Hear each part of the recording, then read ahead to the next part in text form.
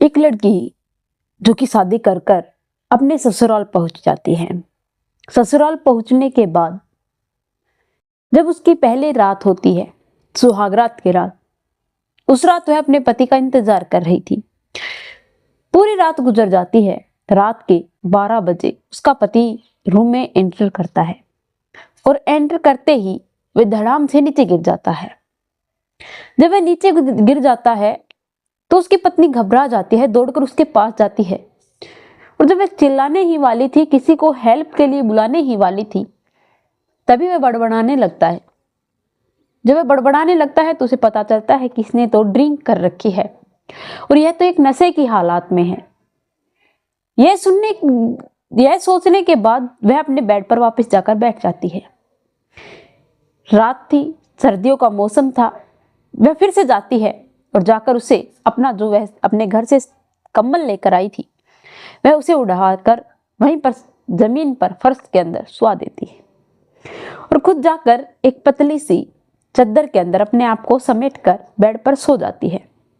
सुबह के 4 बजते हैं तो उसे कुछ ऐसा महसूस होता है कि उसे कोई छू रहा है और जब वह देखती है तो वह हैरान नहीं परेशान हो जाती है, आखिरकार उसके साथ ऐसा क्या हुआ था। बड़ी ही दर्दनाक कहानी है दोस्तों, पूरी जरूर सुनना। लेकिन रोज की तरह मेरी आपसे एक ही रिक्वेस्ट है, प्लीज आप लोग मेरे चैनल पर नए दर्शक बनकर आए हैं तो प्लीज मेरे चैनल को सब्सक्राइब कर लीजिए।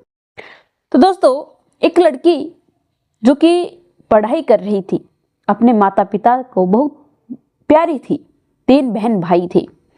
उसके पिता को शराबी लोगों से बहुत नफरत थी। उनका मानना था कि लड़की को एक ऐसे घर में बिठाएंगे जहां पर कोई शराब ना पीता हो। लड़की अपने 12th के बाद कंप्यूटर का कोर्स कर लेती है। वह ननिहाल के रहने वाली थी।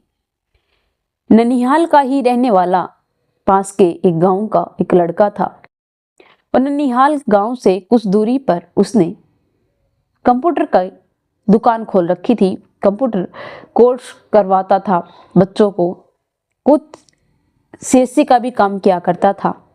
अब जो सविता थी वह उसकी दुकान पर जाती रहती थी।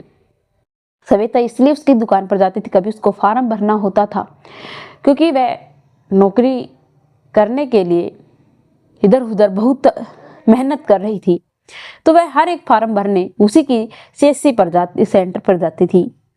जब वह वहां जाती तो उसके साथ वहां बहुत बातचीत किया करती थी और वह दोनों एक दूसरे से बहुत ज्यादा प्यार भी करते थे, लेकिन कभी इजहार नहीं किया।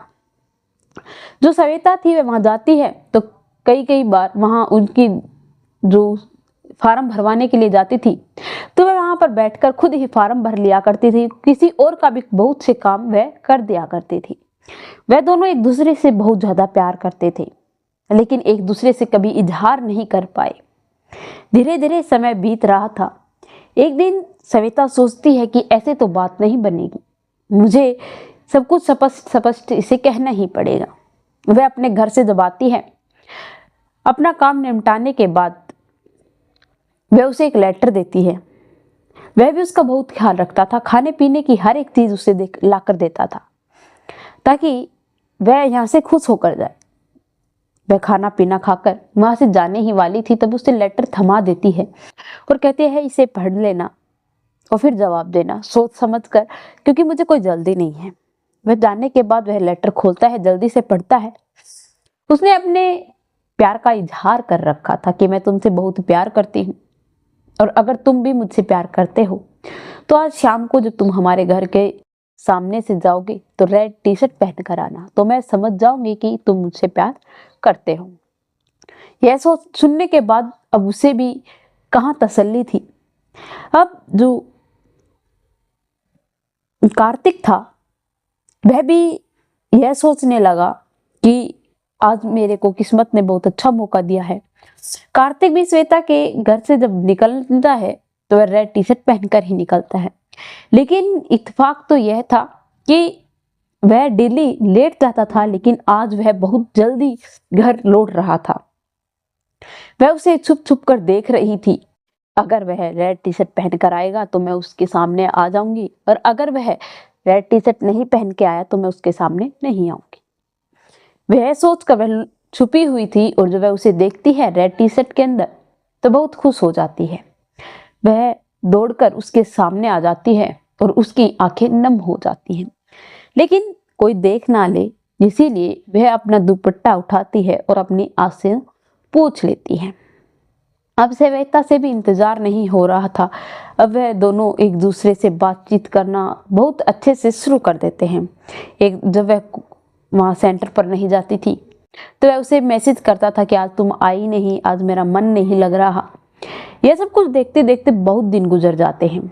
लड़के ने 12वीं कर ग्रेजुएशन कर रखी थी, कंप्यूटर का कोर्स कर वह एक सीसी सेंटर खोल रखा था, दुकान खोल रखी थी। बहुत से लोग थे वहाँ काम करने वाले, उसके पास अच्छा पैसा कमा रहा था, अच्छी इनकम कर रहा था। तभी श्वेता अपने बुआ जी से कहती है कि बुआ जी आप प्लीज़ मेरी इस लड़के से शादी करवा दो। बुआ जी कहती है कि बेटा उसके पिताजी शराबी हैं, तुम्हारे पिता कभी हाँ नहीं करेंगे। लेकिन श्वेता बहुत जिद करती है, इसीलिए उसकी बुआ जी और उसकी मम्मी जी उसके पिता के पास जाती हैं और उस लड़के के बारे में बातचीत करना शुरू करती है। लेकिन उसके पिता का तो वही कहना था कि उसके पिताजी भी दारू पीते थे, उसके पिताजी के पिताजी भी दारू पीते थे, उनके घर में मैं लड़की का हाथ नहीं देने वाला। यह कहकर वह बात को वहीं पर दबाने की कोशिश करते हैं, लेकिन वह फिर से उन पर दबाव बनाती हैं, उसकी बुआ जी और उसकी मम्मी जी। तो उसके पिताजी कहते हैं कि तुम लोगों को इस लड़के के बारे में बताया किसने है, आखिरकार क्या बात है। तो कहती है कि नहीं, आपने नहीं करना तो ठीक है, वो क्या है ना, लड़का अच्छा पैसे कमा रहा है, अच्छा है, कभी किसी के साथ बदतमीजी नहीं की, तो हमें ठीक लगा, इसीलिए हमने यह बात कह दी। वह नहीं बताते हैं कि आपकी बेटी उस लड़के से प्यार करती है। वह एक दूसरे का प्यार वहीं दबाकर लड़की शादी के लिए हाँ कर देती है। उसके पिता ने एक लड़का देखा और उसके साथ उसकी शादी फिक्स कर दी। तो दोस्तों, मैंने जो शुरू में बताया था कि उस लड़के की जब लड़की की शादी होती है और उस घर के अंदर जाती है तो उसका पति दारू पीकर रात को 12 बजे आता है और उसके बाद सुबह 4 बजे उसे कोई छू रहा था, और जब वह छू रहा था तो उसे होश होता है, देखती है वह कोई और नहीं उसका पति ही था। वह एक जिंदा लाश उस बेड पर पड़ी हुई थी। वह जो उसके साथ कर रहा था उसे कोई उससे एतराज नहीं हो रहा था, क्योंकि उसे कोई फर्क ही नहीं पड़ रहा था कि कौन उसके साथ क्या कर रहा है क्या नहीं, क्योंकि उसने प्यार किसी और से किया था, शादी किसी और से हो गई। उसकी इच्छाएं सारी जैसे कि मर ही गई थी, वह एक जिंदा लाश से बनकर रह गई। अब 2-3 दिन गुजर जाते हैं, वह अपने घर आती है, लेकिन घर पर भी किसी को नहीं बताती कि उसका पति शराबी है, दारू पीता है। उसके बाद वह फिर से घर वहां ससुराल जाती है, तो अब उसके पति से विरोध करती है कि मेरे पिताजी को अगर पता चलेगा कि तुम बहुत शराब पीते हो तो क्या होगा। वह उसे मारता था, पीटता था। अब बात बढ़ती ही जा रही थी। जब वह घर जाती है फिर से, तब वह वहां पर जाकर भी कुछ नहीं बताती, क्योंकि वह सोचती है कि मेरे पिताजी शायद कुछ कर लेंगे तो फिर हम क्या करेंगे। रास्ते के अंदर उसे कई बार कार्तिक भी टकराता था, लेकिन वह उससे नजरें चुराकर वहां से रास्ता ही बदल दिया करती थी। कार्तिक उससे बातचीत करना चाहता था, लेकिन वह उससे कोई बात नहीं करती। तो दोस्तों, धीरे धीरे समय बीत रहा था। 2-3 बार वह अपने ससुराल जाकर अपने घर आ चुकी थी। फिर उसकी छोटी बहन उससे जिद करने लगती है कि मैं भी आपके साथ चलूं। बहुत टालने की कोशिश करती है श्वेता, लेकिन उसकी बहन नहीं मानती। वह उसके साथ चली जाती है, और उसके साथ जाने के बाद उसे पता था कि उसके पति का सारा खुलासा हो सकता है, लेकिन अब वह करे तो करे क्या। बहन को बहुत मना किया था, लेकिन वह मानती नहीं है। वह उसके साथ आ जाती है। रोज की तरह उसका पति फिर से रात को पीकर आता है और उसकी बहन को बहुत मारता है। वह कहती है कि मेरी छोटी बहन आ रही है, मेरे पिता को बता देगी, न जाने मेरे पिता क्या करेंगे, लेकिन वह नहीं मानता।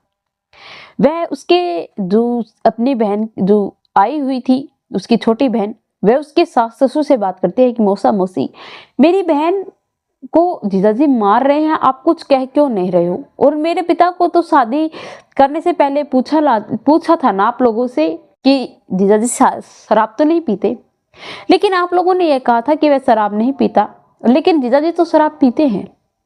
तो उसके सासुर ससुर कहते हैं कि कोई बात नहीं बेटा, आजकल ये नॉर्मल बात है और कोई बात नहीं, धीरे धीरे छोड़ देगा।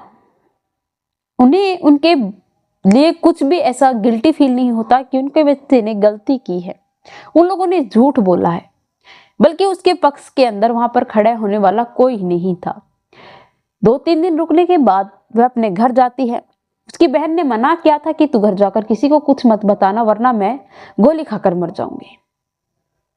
यह सुनने के बाद अब वह डर जाती है, लेकिन फिर भी हिम्मत कर कर वह अपनी माँ को यह सारी बातें बताती है कि जीजा जी शराब पीकर आते हैं, दीदी को बहुत मारते हैं। और यह एक आध दिन की बात नहीं, मम्मा डेली वह यही करते हैं। मैं 3-4 दिन तक वहां रहकर आई हूँ और दीदी की सपोर्ट में न तो मौसा मौसी खड़े होते हैं और ना जीजा जी दीदी की कोई भी बात सुनते हैं। यह बात सुनने के बाद उसकी माँ उसके पिता के पास जाती है और वह अपने पति से बहुत बुरा भला कहती है कि तुम तो दारू वालों के खिलाफ थे, शराबियों के खिलाफ थे, फिर आपने ही बेटी तुमने एक ऐसे नरक में कैसे धकेल दी। यह बात जब पिता सुनता है तो दौड़ता हुआ अपनी बेटी के घर जाता है और उसके पति को झापड़ मारता है और अपनी बेटी को वहां से ले आता है बिना किसी को कुछ बताए। दूसरे तीसरे दिन उसके परिवार वाले आते हैं और कहते हैं कि जी क्या हुआ, क्या समस्या है, आप अपनी बेटी को यूं बिन बताए कैसे ले आए, आप जो भी कहोगे हम स्वीकार करेंगे, आप चाहो तो हमारा बेटा शराब छोड़ देगा। लेकिन पंचायत के अंदर ये बात चली जाती है, कोर्ट में भी चली जाती है। वकील और पंचायत ने यह फैसला किया कि अब ये लड़की उस घर के अंदर कभी नहीं जाएगी। अब जब यह बात उन लोगों को पता चलती है तो वह बड़े ही दुखी होते हैं, लेकिन अब वह कर भी क्या सकते थे। लड़की का तलाक हो जाता है, जो भी पैसे भुगताना उनको करना था वह जो पंचायत ने रखा था वह उन्होंने भुगताना भी करना पड़ा। अब लड़की अपने माता पिता के साथ अपने घर रहने लगी। तभी अब वह सदमे से बाहर भी नहीं निकली थी। उसे कार्तिक मिलता है, रास्ते के अंदर जा रही थी, तभी वह कहता है कि क्या हुआ, ये सब कुछ कैसे हो गया। वे बातचीत करते हैं एक दूसरे के साथ। वह सेंटर पर उसे लेकर जाता है। सेंटर के पीछे एक कमरा था जहाँ पर लोग बैठते थे, विश्राम करते थे। वह वहां जाता है और उसे भी लेकर जाता है और वह भी एक लेटर लिख कर रखा था। वह उसको वह लेटर देता है और कहता है कि पढ़ लो, जो तुम्हारा निर्णय होगा वह मुझे मंजूर है, हाँ है या ना है तुम देख लो। वह लेटर देकर वहां से चला जाता है। वह वहीं बैठकर वह लेटर पढ़ने लगती है। उस लेटर के अंदर उसने लिखा था कि मैं तुमसे अब भी बहुत प्यार करता हूँ। तुम्हारे जाने के बाद जैसे कि मेरे तो प्राण ही निकल गए थे। मैं तुम्हारी पिछली जिंदगी से कोई लेना देना नहीं है। एक हफ्ते के बाद मेरे माता पिता तुम्हारे घर तुम्हारा हाथ मांगने के लिए आएंगे। और जब मेरी माँ को यह बात पता चली थी कि तुम्हारी शादी कहीं और फिक्स कर दी है, मैंने उनसे वादा किया था कि तुम्हें ही उनके घर की बहू बनाऊंगा। मेरी माँ उस दिन से तुम्हारी राह देख रही है, वह रोज तुम्हें याद कर लेती है और वह अब भी चाहती है कि तुम उसकी घर की बहू बनो। और रही बात मेरे पिता की, तुम्हारे पिता ने यह बात कहकर मेरा रिश्ता ठुकरा दिया था कि उसके पिताजी दारू पीते हैं। मेरे पिता ने अब शराब बिल्कुल छोड़ दी है। उस दिन से, जिस दिन मैंने उनसे बताया था, अब मेरे पिताजी शराब नहीं पीते। यह कहने के बाद कहते हैं कि मेरे माता पिता आए तो मुझे उम्मीद है कि तुम मना मत नहीं करोगी। अगर तुम्हें मैं पसंद हूं तो, और अगर मैं तुम्हें पसंद नहीं हूं तो भले तुम मना कर सकती हो। तुम्हारा मन हो तभी ही हाँ करना, स्वीकार करना। यह कहने के भरने के बाद उसकी आंखें नम हो जाती हैं। तभी कार्तिक वहां आता है। तब सविता कहती है कि कार्तिक तुम ये सब कुछ क्या कर रहे हो, मैं तुम्हारे लायक नहीं हूं, तुम अपनी जिंदगी मेरे लिए क्यों बर्बाद कर रहे हो। तभी कार्तिक कहता है कि पगली, मैं तो तुमसे बहुत प्यार करता हूँ और आशा करता हूँ कि तुम भी मुझसे उतना ही प्यार करती होगी। वे उसको लिपट कर रोने लगती है और उसे कस कर पकड़ लेती है और कहती है कि मुझे अपनी जिंदगी में अपनाने के लिए तुम्हारा बहुत बहुत शुक्रिया। न जाने ऐसे बहुत से प्यार होते हैं कि जो लोग ऐसा कलंक लगने के बाद कभी नहीं स्वीकार करेंगे। वह ये सब कुछ उससे कह रही थी। तभी वह कहता है कि मोहब्बत वह नहीं होती जो जिस्म से होती है, मोहब्बत दिल से की जाती है। अगर दिल में मोहब्बत होती है तो जो हमारा प्यार है उसे हर हालात में हमें अपनाना कोई बुरी बात नहीं है। यह उसकी बहुत अच्छी बात थी।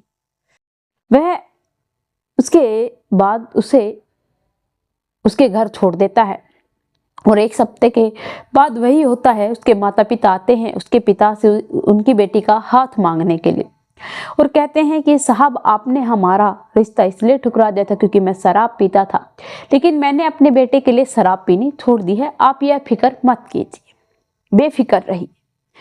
यह सुनने के बाद उसका पिता रोने लग जाता है कि कहता है कि साहब मेरी बेटी को आप लोग अपना रहे हो, यही बहुत बड़ी बात है।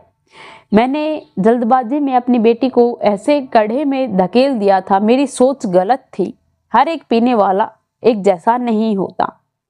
वह अपनी बेटी का रिश्ता उनके घर में फिक्स कर देता है और उन दोनों की शादी बहुत धूमधाम से होती है। तो दोस्तों, यह रही कहानी श्वेता और कार्तिक की। यह कहानी इन दोनों की लव स्टोरी आप लोगों को कैसी लगी कमेंट में लिखकर जरूर बताना। मेरे चैनल को सब्सक्राइब करना, बेल नोटिफिकेशन ऑन करना ताकि ऐसी हर वीडियो जल्द से जल्द आप लोगों तक पहुंच पाए।